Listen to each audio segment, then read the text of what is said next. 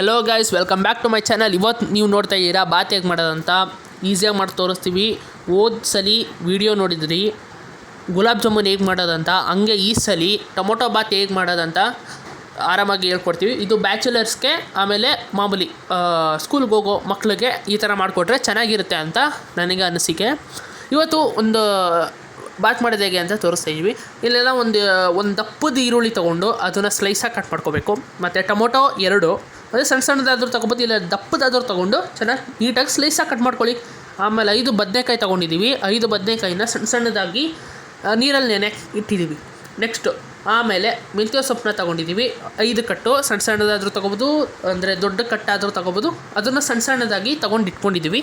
ಇದಾದ ತಕ್ಷಣ ಒಂದು ಕುಕ್ಕರ್ಗೆ ಎಣ್ಣೆ ಹಾಕಿ ಚೆನ್ನಾಗಿ ಬಿಸಿ ಮಾಡ್ಕೋಬೇಕು. ಇದಾದ ತಕ್ಷಣ ಈರುಳ್ಳಿ ನಾವು ಕಟ್ ಮಾಡ್ಕೊಂಡಿದ್ವಲ್ಲ ಅದ್ರ ಜೊತೆ ಹಾಕಬೇಕು.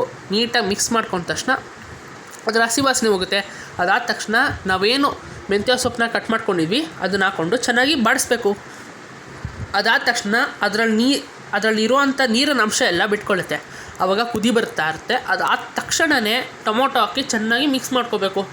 ಅದಾದ ತಕ್ಷಣ ಸ್ವಲ್ಪ ಮಿಕ್ಸ್ ಮಾಡಿ ಸ್ವಲ್ಪ ಕುದಿ ಥರ, ಅಂದರೆ ಏನಂದರೆ ಬಬಲ್ಸ್ ಬರುತ್ತೆ. ಅಂದರೆ ಅದಾದ ತಕ್ಷಣ ಅಂದರೆ ಟೊಮೊಟೊ ಆದ ತಕ್ಷಣ ಸ್ವಲ್ಪ ಮಿಕ್ಸ್ ಮಾಡಿದ ತಕ್ಷಣ ಕುದಿ ಬರುತ್ತೆ ಬಬಲ್ಸು. ಆವಾಗ ನೀವು ಗರಂ ಮಸಾಲ 1 ಟೀ ಸ್ಪೂನ್ ಹಾಕ್ಕೊಂಡು 2 ಶುಂಠಿ ಬೆಳ್ಳುಳ್ಳಿ ಪೇಸ್ಟ್ ಹಾಕ್ಕೊಂಡು ಚೆನ್ನಾಗಿ ಮಿಕ್ಸ್ ಮಾಡಬೇಕು. ನೀವು ಮನೆಯಿಂದ ಆದರೂ ಮಾಡಿಕೊಂಡು ಹಾಕೋಬೋದು, ಇಲ್ಲಾಂದರೆ ಹೊರಗಡೆಯಿಂದ ಆದರೂ ಹಾಕೋಬೋದು, ಚೆನ್ನಾಗಿರುತ್ತೆ ಅಂತ. ನಾವು ಗರಂ ಮಸಾಲ ಹಾಕಿದ್ರೆ ಒಂದು ಸ್ಮೆಲ್ ಬರುತ್ತೆ.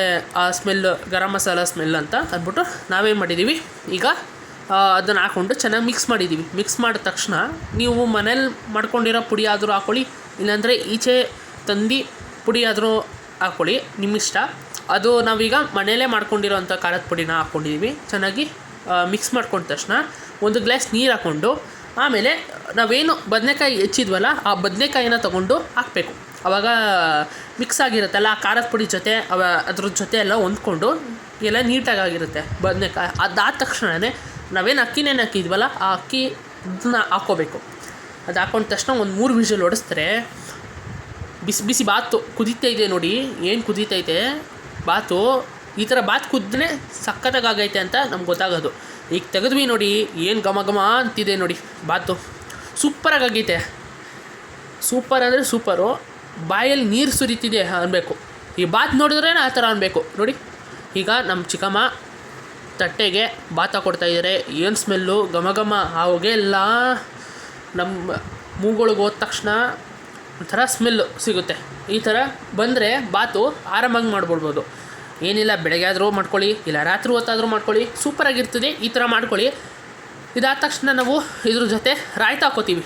ರಾಯ್ತ ಮಾಮೂಲಿ ಎಲ್ಲ ಬಾತ್ಗೂ ಹಾಕ್ಕೋತೀವಿ, ಇಲ್ಲಾಂದರೆ ಚಟ್ನಿ ಮಾಡ್ಕೋತೀವಿ. ಈಗ ಚಟ್ನಿ ಆಗಲಿಲ್ಲ ಅಂದ್ಬಿಟ್ಟು ರಾಯ್ತ ಮಾಡ್ಕೊಂಡಿದ್ದೀವಿ ನೋಡಿ. ರಾಯ್ತ ಹಾಕಿದ ತಕ್ಷಣ ಏನು ಇದು